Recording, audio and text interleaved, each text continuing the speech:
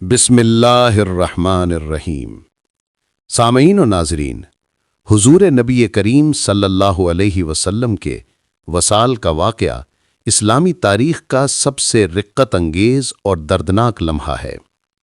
یہ وہ وقت تھا جب رحمت عالم، کائنات کے سب سے عظیم رہنما، امت کے سب سے بڑے خیرخواہ دنیا سے رخصت ہو رہے تھے۔ آئیے اس واقعے کو بیان کرتے ہیں۔ مدینہ کی فضا میں ایک عجیب سکوت تھا۔ یہ دن 12 ربیع الاول کا تھا۔ مدینہ منورہ کی فضائیں بوجھل تھیں۔ مسجد نبوی میں خاموشی چھائی ہوئی تھی۔ گھر گھر سے آہیں اور سسکیاں بلند ہو رہی تھیں۔ ہر دل غم سے بھر چکا تھا، کیونکہ محبوب رب العالمین حضور صلی اللہ علیہ وسلم کئی دنوں سے شدید بیماری میں مبتلا تھے۔ آپ صلی اللہ علیہ وسلم کی طبیعت دن بدن ناتواں ہو رہی تھی۔ کبھی حضرت عائشہ کے حجرے میں آرام فرماتے، کبھی حضرت میمونہ کے پاس جاتے۔ پھر آپ صلی اللہ علیہ وسلم نے تمام ازواج مطہرات سے اجازت طلب کی کہ بیماری کے دن حضرت عائشہ کے حجرے میں گزاریں۔ سب نے خوشی سے اجازت دے دی۔ وہ لمحہ جب امت کے لیے دعا کی گئی۔ شدید بخار کے باوجود حضور صلی اللہ علیہ وسلم کی زبان پر امت کا ہی ذکر تھا۔ کبھی ہاتھ اٹھا کر فرماتے، اللہم امتی امتی، یعنی اے اللہ میری امت میری امت۔ یہ الفاظ سن کر صحابہ اکرام کی آنکھوں سے آنسو بہہ پڑتے۔ سب کو معلوم تھا کہ یہ نبی صلی اللہ علیہ وسلم کی آخری دعائیں ہیں جو قیامت تک امت کو ڈھانپ لیں گی۔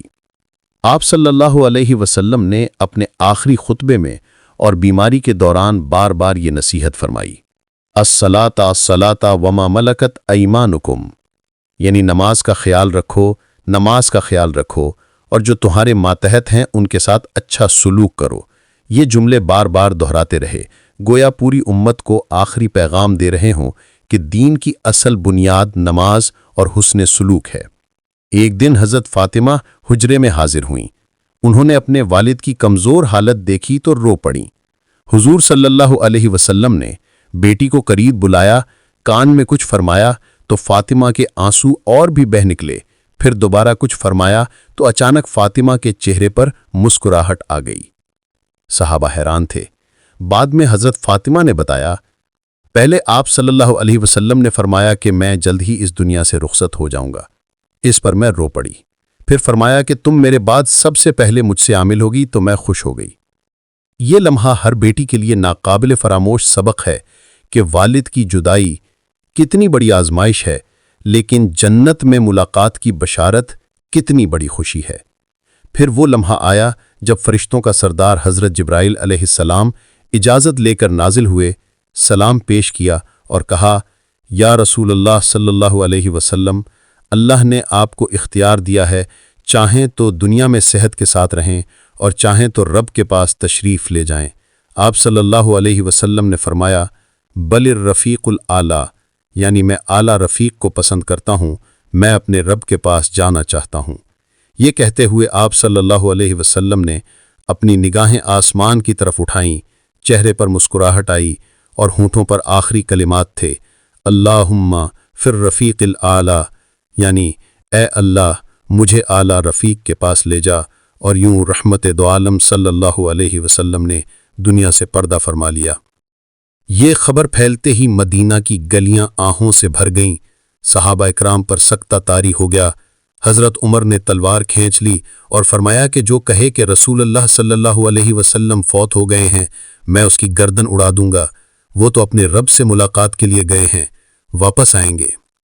اسی وقت حضرت ابوبکر صدیق حجرے میں داخل ہوئے، نبی کو آخری مرتبہ دیکھا، پیشانی پر بوسہ دیا اور فرمایا کہ بے ابی انت و امی تبتا حیا و میتا والذی نفسی بیدہ لا یذیقک اللہ الموتتین ابدا، یعنی میرے ماں باپ آپ پر قربان، آپ زندگی میں بھی پاکیزہ تھے اور وفات میں بھی پاکیزہ ہے، اللہ آپ کو 2 بار موت نہیں چکھائے گا۔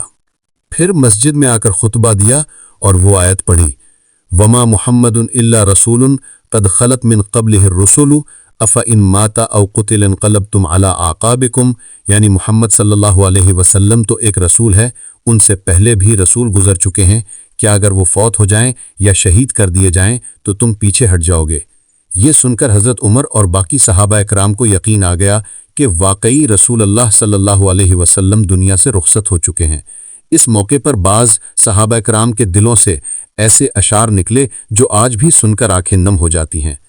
اے چاند سے زیادہ روشن چہرے والے، تیری وفات نے ہمیں اندھیروں میں ڈال دیا، کاش زمین ہمیں نگل لیتی یا آسمان ہم پر گر پڑتا، تیرے جانے کے بعد دنیا ویسی نہ رہی۔